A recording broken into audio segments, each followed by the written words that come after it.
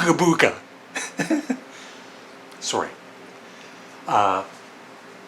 Once again, I'm going to pick 10 CDs from my collection here, not knowing what they are, and then I'm going to talk about them, do a little mini review, and then rank them from my least favorite to my favorite. So here we go. And if it's like greatest hits, or I might include live albums, but if it's, you know, like a greatest hits collection, I'll switch it for something else. Here we go. 1,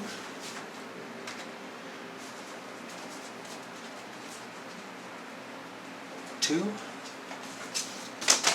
Uh-oh.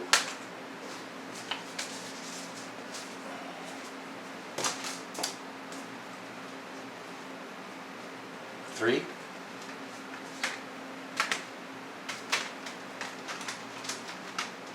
4. 5. 6. Ooh, 6, 7. I'll put one back. I'll put it up there for now. 1, 2, 3, 4, 5, 6 so far. You're impressed I can count. 6. Way down here. 7. 8. 9.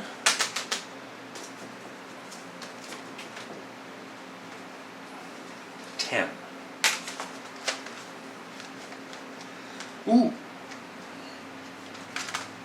Alice Cooper, Easy Action. A band called the Beatles, Let It Be. Captain Beefheart and his magic band, the Mirror Man Sessions. I've been listening to a lot of Captain Beefheart lately. Genesis. We can dance. We can't dance. They can't dance. Their next album was called We Can Dance, because they took some lessons. Ooh, Grand Funk Railroad, On Time. I interviewed Mark Farner. I bet you didn't know that. Yeah, it's on my channel. Lou Reed, The Raven. Ooh, Neil Young, Trance. I'm getting excited here. Ooh, Frank Zappa, Overnight Sensation. I think there's a box set of this that's coming out, or is out. Yes, Tornado. These are some pretty good ones to talk about and rank. And Queen, Jazz. Yeah. What's that? 2 more? Yeah? All right.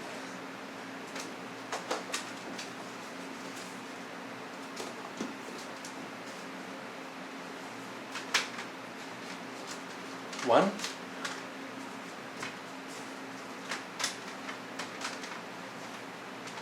2. Well, they got 2 Queen, but it's okay. Queen 2 and ELO 2. Wow, ELO 2 and Queen 2. I'm in a silly mood today. So, like I said, I'm gonna do a little mini review of each of these albums, and then I'll edit the video a little bit because I have to decide how I'm gonna rank these from my least favorite to my favorite.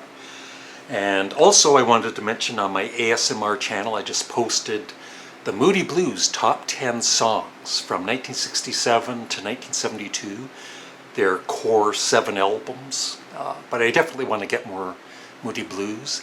And next up on this channel, I've been editing for quite a while, and it's already posted for my members, another interview with Brian Tyler Cohen. It's going to be another awkward, hopefully funny interview.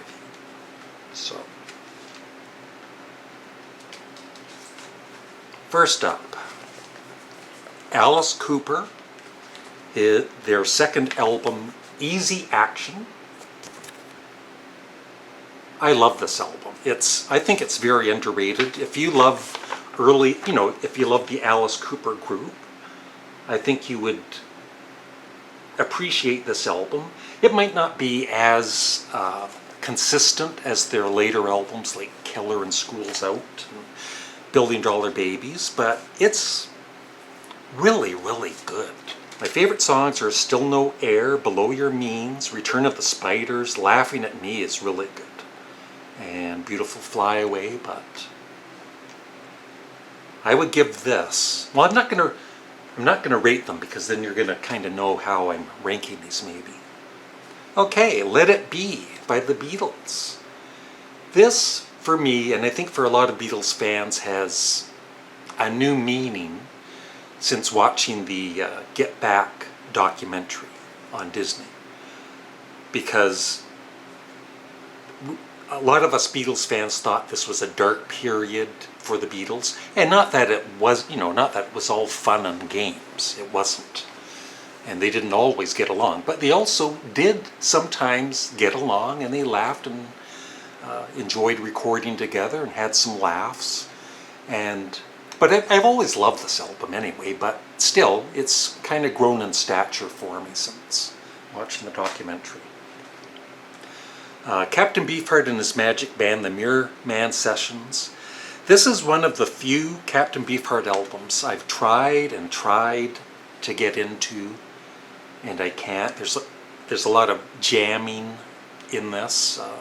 I think the first song, Terroplane, is like over 20 minutes long. It's like this bluesy song and not many vocals, but I'm not going to give up on it because Captain Beefheart is one of my favorite solo artists. Genesis, We Can't Dance. I bought this just for this channel because I was ranking all of the Genesis albums, and if I'm doing a full discography of a band, I like to own the physical, and so I bought this. I listened to it once, and it wasn't very good. It's not terrible, but it's a very long album, and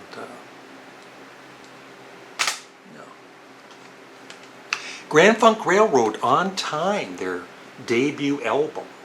Did I mention I interviewed Mark Farner? Yeah, this is awesome. I mean, the production isn't the greatest.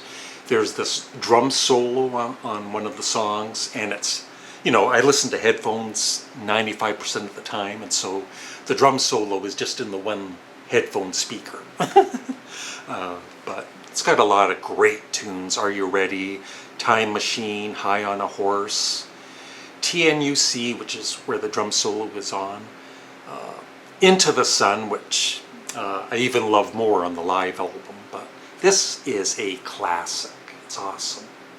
And it's a very long album too. I think it's over 50 minutes long. So back in the day it was like 25 minutes per side on vinyl. Frank Zappa, Overnight Sensation, excellent. The first album I ever bought of his was in 1975, One Size Fits All. I became a fan right away with that. And then I got Bongo Fury and this, and became a fan. So yeah, this is excellent. And Tina Turner is on this, on backing vocals. Although she's not credited because Ike Turner was not happy with what she was, with the songs that he heard. I guess he didn't care for Dynamo Hum. Ho Hum. Now this album, kind of similar to Captain Beefheart, I would try to like it more than I do. And in the last 3 or 4 months, I've been playing it quite often, and I finally am really, really enjoying Queen 2. It is awesome. I used to kind of think the production wasn't great, but the production's good. It isn't great, but it's much better than I was thinking in my mind. ELO 2. My second favorite ELO, Electric Light Orchestra album after El Dorado. I think it's very underrated. If you're an ELO fan and haven't heard it, I suggest you do. It includes, of course, Roll Over Beethoven, but my favorite song, my favorite ELO song is Kuyama, if that's how you pronounce it. I always mispronounce words, and somebody will correct me, I know.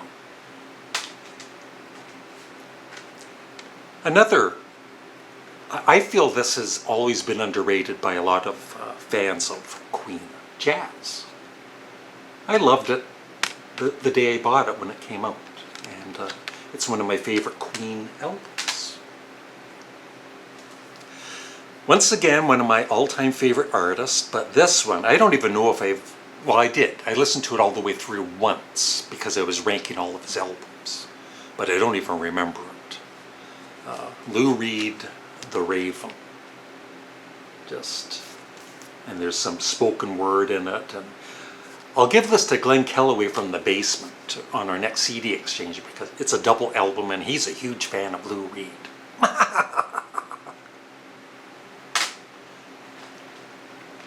Once again, a very underrated album, I feel. I loved it right away when it came out, Neil Young Trance. I also love Landing on Water, even with the 80s production. And another one is Comes a Time. It's a really nice album. Reactor, I love. But this is one of my favorite Neil Young albums. And finally, once again, very underrated. A lot of fans of this band kind of bash this album or just think it's mediocre or whatever. I love it. It is Tornado or Tormato. And I saw them on this tour in Toronto in, what year would that be? 1979, I believe. Yeah, this came out in 1978, and so on their 1979 tour in the Round. And they were awesome. That's it. Now I gotta rank them, so I'll be back in, shouldn't take me long to rank them. Yeah, that took me about a minute to put them in order. Even though it's probably not the worst, it's just I like the other two artists more, and this one I find just not interesting to even attempt to listen to anymore unless I rank the albums again. So number 12 for me is We Can't Dance. Number 11 is Lou Reed, The Raven. I might attempt to try and maybe there's some Lou Reed fans out there besides Glenn Kellaway from The Basement, and let me know if you gave this a few listens and you finally appreciated it. 11. Number 10, I haven't given up on it, The Mirror Man Sessions. Number 9, I love. So all of these other ones I love, and they're just ranked. Number 9, Alice Cooper, Easy Action. Number 8, Queen 2. Number 7, Jazz. Number 6, Electric Light Orchestra 2.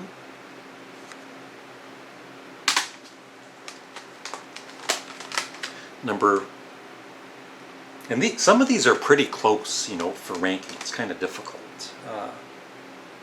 But the way I try it is, which of these albums would I play first, right? Like, if I was going to play one of them. So, yeah. Number 5, Neil Young Trance. Number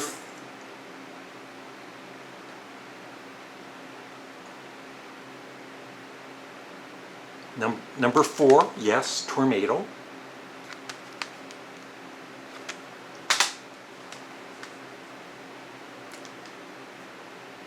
Number 3, Grand Funk Railroad, On Time. I hope Mark Farner isn't watching. I interviewed him a few months ago.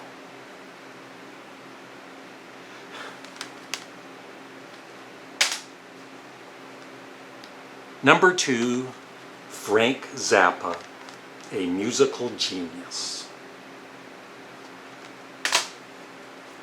The Beatles, they're always number 1. You know that.